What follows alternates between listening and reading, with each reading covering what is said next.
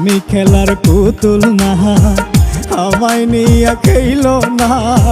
রঙের পিরিতি আমি আর চাই না।